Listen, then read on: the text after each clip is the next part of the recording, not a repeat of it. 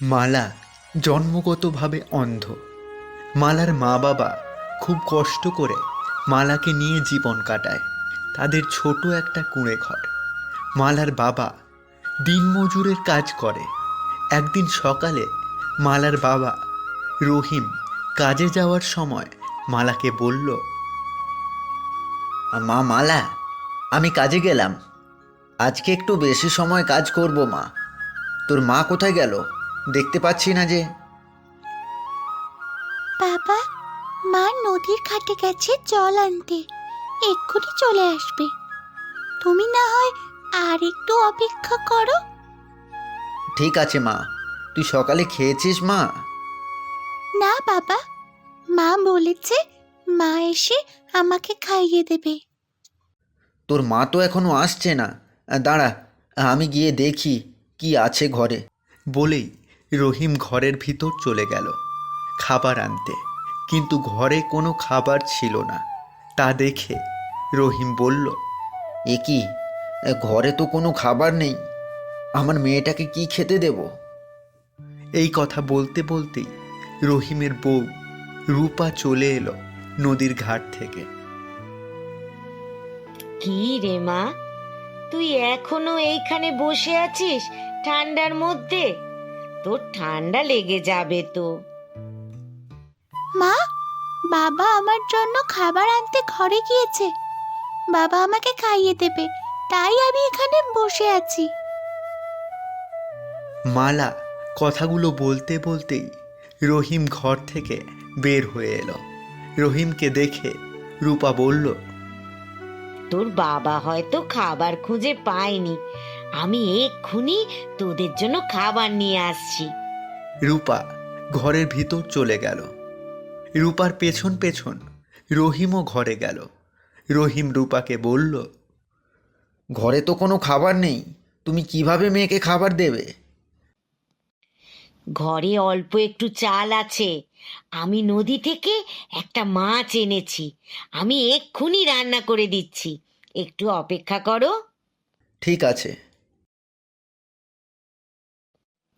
রান্না হয়ে গেছে গো, এসো। রূপা তার মেয়েকে খাইয়ে দিল। অল্প একটু খেয়ে মালা বলল, মা, আমার পেট ভরে গেছে। সে কি মা, এইটুকুতে কি পেট ভরে গেল তোর? সবটুকু তো রয়েই গেল। না মা, আমার পেট ভরে গেছে, বাকিটুকু তুমি খেয়ে নাও। আমি জানি ঘরে আর কোনো খাবার নেই। তোমরা দুজন কত কষ্ট করো আমাকে একটু খাবার খাওয়ানোর জন্য, অথচ আমি তোমাদের কোনো সাহায্য করতে পারি না। তোমাদের উপর বোঝা হয়ে আছি। তুই আমাদের ওপর কোনো বোঝা না মা। মালার মা, আমি গেলাম কাজ খুঁজতে, আসার সময় বাজার করে নিয়ে আসব। আর মালা মা, তুই একদম চিন্তা করবি না, তোর মা খাবার খেয়ে নেবে। আর আজকে রাতে আমরা পেট পুড়ে খাবার খাবো, কেমন? এখন আমি চললাম। ঠিক আছে বাবা। মা মালা, তুই এখানে বসে থাক, আর যদি তোর ক্লান্ত লাগে তাহলে ঘরে গিয়ে একটু বিশ্রাম করে নিস। আমি রান্নার জন্য কাঠ নিয়ে আসি জঙ্গল থেকে। ঠিক আছে মা। রূপা জঙ্গলে চলে গেল। অনেকক্ষণ বারান্দায় একা একা বসে থাকার পর মালার একটু ঘুম পাচ্ছিল। একা একা বসে থেকে খুব ঘুম পাচ্ছে। যাই, একটু ঘরে গিয়ে ঘুমিয়ে নিই। মা হয়তো একটু পরেই চলে আসবে। মালা ঘরের ভেতর চলে গেল। না, আজকে কোনো জায়গা থেকে কোনো সুবিধা করতে পারলাম না। এদিকে এই শীতে বাড়িতে কোনো কম্বল নেই। আজকে যদি কম্বল না নিয়ে যাই তাহলে আজকে বউ আমাকে আর বাড়ি ঢুকতে দেবে না। আরে, এই বাড়িটা খুব ফাঁকা ফাঁকা লাগছে। যাই, এই বাড়িটাতে গিয়ে দেখি কোনো সুবিধা করতে পারি কিনা। আগে দেখি আশেপাশে ভালো করে। বলেই চোরটা বাড়ির আশেপাশে ভালো করে দেখে নিল। বাড়িতে মনে হচ্ছে কেউ নেই। যাই, ঘরের ভিতরে চলে যাই। চোর ঘরের ভিতরে গিয়ে অনেক খোঁজাখুঁজি করে কিছুই পেল না। তারপর তার কম্বলটার দিকে চোখ গেল। সে দেখল মালা কম্বল গায়ে ঘুমিয়ে আছে। আরে কি এক ঘরে আসলাম, এ তো আমার থেকেও গরিব, কিছুই নেই। যাই, এই কম্বলটাই নিয়ে যাই। বলে যেই চোরটা কম্বল ধরে টান দিল, সাথে সাথেই মালা ঘুম থেকে উঠে গেল। মালাকে দেখে চোর বলল, চুপ, একদম চুপ, একটুও চিৎকার করবি না।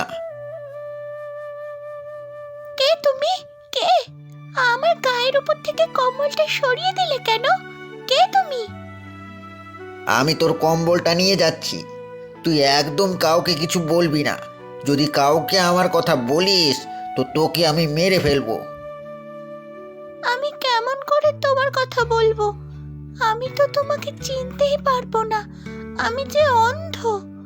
তুমি আমাদের কম্বলটা নিও না, আমাদের এই একটাই কম্বল, এটা দিয়েই মা বাবা আমি অনেক কষ্টে রাত পার করি।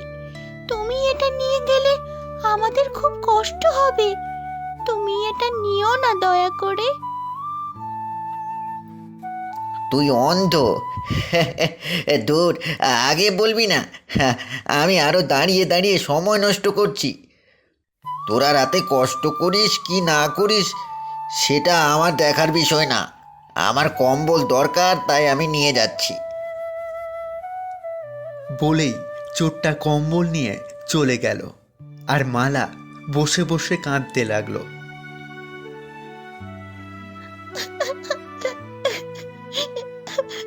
আজ আমি অন্ধ হওয়ার কারণে একটা কম্বলও দেখে রাখতে পারলাম না।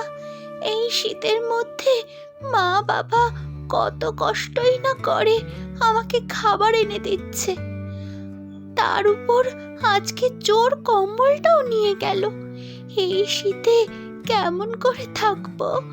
আমি কিছুই করতে পারলাম না।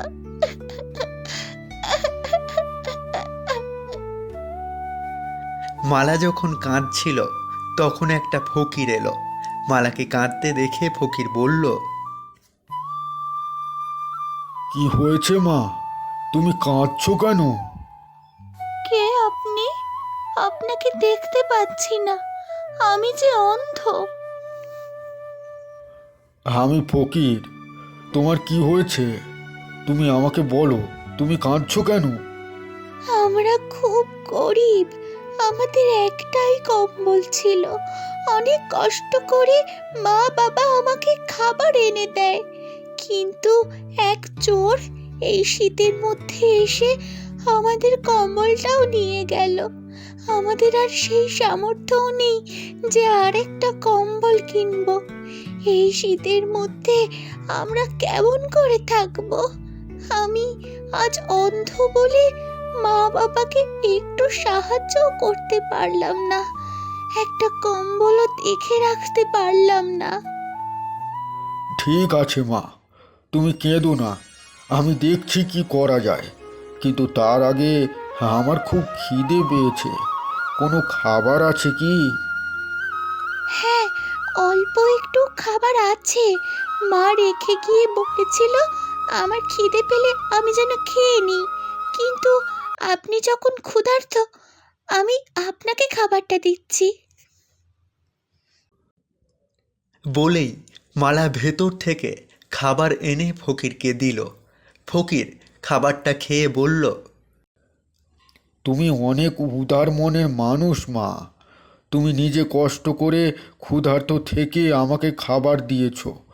আমি তোমাকে সাহায্য করব, তুমি একটু অপেক্ষা করো। ফকির চলে গেল। আর কিছুক্ষণ পরে আবার ফিরে এলো। এরপর তার ব্যাগ থেকে একটা কম্বল বের করে মালার হাতে দিল।